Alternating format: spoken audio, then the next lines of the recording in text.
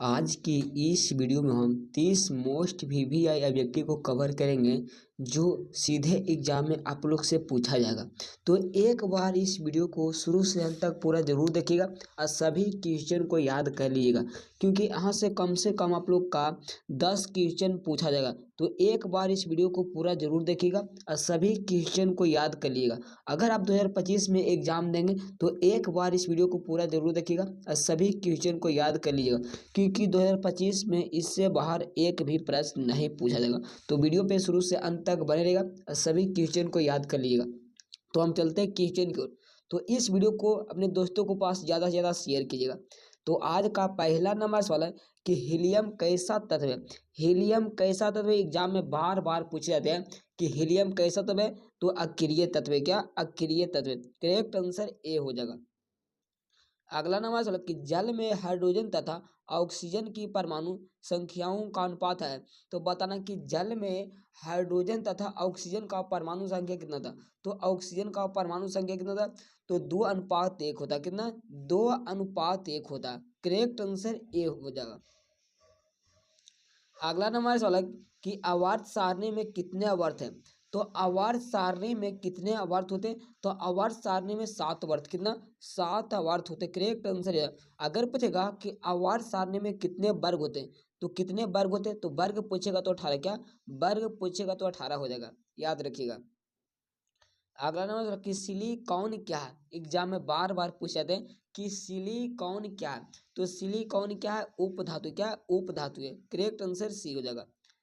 अगला नंबर कि OH का क्रियाशील मूलक कौन है। तो बताना कि OH का क्रियाशील मूलक कौन है। तो इसका आंसर क्या? अल्कोहल हो जाएगा। क्या? अल्कोहल हो जाएगा। करेक्ट आंसर सी हो जाएगा। अगला नंबर कि प्रकृति में ऑक्सीजन का संतुलन कैसे बना रहता है।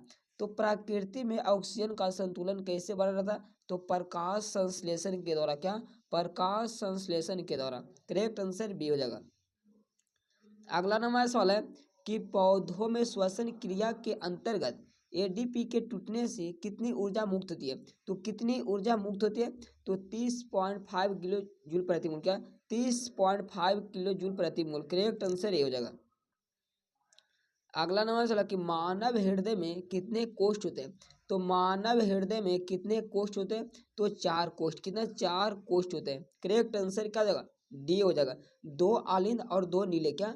2 आलिंद और 2 नीले होते हैं, याद रखिएगा। अगला नंबर सवाल है कि मानव हृदय का औसत प्राकुंचन दाब है लगभग। तो प्राकुंचन दाब कितना होता है? तो प्राकुंचन 120 होता है। कितना? 120 mmHg होता है। करेक्ट आंसर क्या हो जाएगा? अगर पूछेगा कि अनुशीतलन कितना होता है, तो अनुशीतलन कितना होता है, आप लोग कमेंट बॉक्स में बताएगा इसका आंसर क्या हो जाएगा। अगला नंबर कि पौधों में बाष्पोत्सर्जन किस भाग में होता है। तो पौधों में बाष्पोत्सर्जन किस भाग में होता है? तो इसका आंसर क्या? पत्ता में। क्या? पत्ता में होता है। करेक्ट आंसर सी हो जाएगा। अगला नंबर कि कृत्रिम वृक्क किन अपशिष्ट उत्पादकों को रुधिर से अपवाहन द्वारा पृथक करता। तो किसको पृथक करता? तो नाइट्रोजन को। क्या? नाइट्रोजन को पृथक करता है। करेक्ट आंसर ये हो जाएगा। अगला नंबर कि हाइड्रा में प्रजनन किस विधि से होता है। तो हाइड्रा में प्रजनन किस विधि से होता है? तो मुकुलन के द्वारा। क्या? मुकुलन के द्वारा होता है। करेक्ट आंसर बी हो जाएगा। अगला नंबर कि किसी माध्यम के अपवर्तनांक का मान होता है। तो अपवर्तनांक का मान क्या होता है? तो म्यू बराबर क्या होता है? तो म्यू बराबर साइन आई बटा साइन आर। क्या? साइन आई बटा क्या होता है? साइन आर होता है। साइन आर होता है। साइन आई वाटा साइन आर होता है, याद रखिएगा। करेक्ट आंसर क्या जाएगा? ये हो जाएगा। क्या? साइन आई वाटा साइन आर हो जाएगा। अगला ना कि दाढ़ी बनाने में कौन सा दर्पण उपयुक्त है। तो दाढ़ी बनाने के लिए कौन सा दर्पण का उपयोग करते हैं? तो अपतल दर्पण। क्या? अपतल दर्पण का उपयोग करते हैं। करेक्ट आंसर सी हो जाएगा। अगला ना कि स्पेक्ट्रम में किस रंग की किरण का झुकाव अधिक होता है। तो स्पेक्ट्रम में किस रंग का किरण का झुकाव अधिक होता है? तो झुकाव किसका अधिक होता है? तो बैगनी का बैगनी का झुकाव अधिक होता है। करेक्ट आंसर डी हो जाएगा। अगला नंबर चलो कि विद्युत फ्यूज विद्युत धारा के किस प्रभाव पर कार्य करता है। तो विद्युत फ्यूज विद्युत धारा के किस प्रभाव पर कार्य करता है? तो उष्मीय पर। क्या? उष्मीय पर कार्य करता है। करेक्ट आंसर ये हो जाएगा। अगला नंबर कि किसी कुंडली का प्रतिरोध ज्ञात करने के लिए सूत्र है।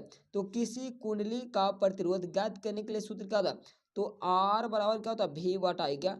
भी वाटा आई होता है। करेक्ट आंसर क्या जगह बी हो जाएगा। क्या? आर बराबर भी वाटा आई होता है। अगला सवाल है कि डायनेमो से किस प्रकार की धारा प्राप्त होती है।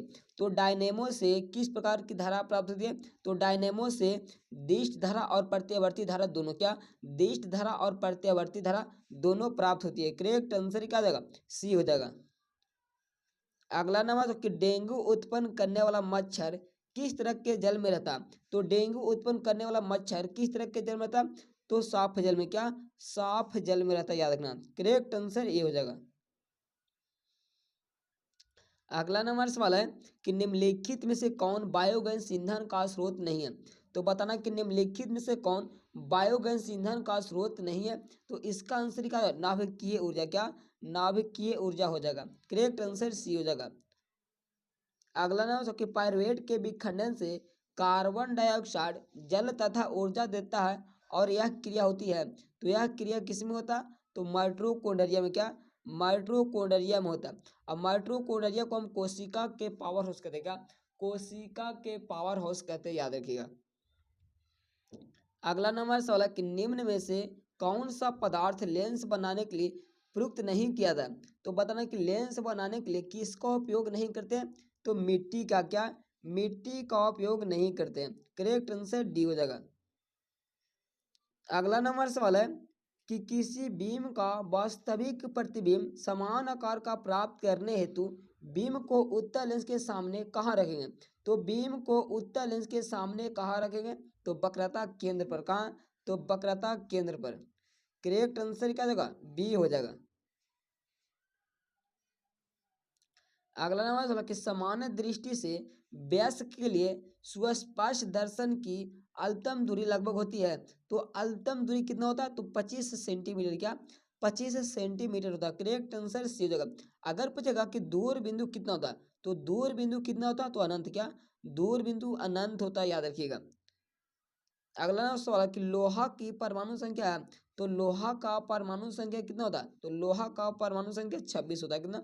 26 होता है। करेक्ट आंसर बी हो जाएगा। अगला नंबर कि कोई बिलियन लाल निटमस को नीला कर देता है तो उसका पीएच मान होगा। तो उसका पीएच मान क्या होगा? तो लाल से नीला कौन करता है? तो लाल से नीला करता है क्षार। कौन करता है? क्षार करता है। और क्षार का पीएच मान कितना होता है? तो क्षार का पीएच मान 7 से अधिक। क्या? 7 से अधिक होता है। करेक्ट आंसर बी हो जाएगा।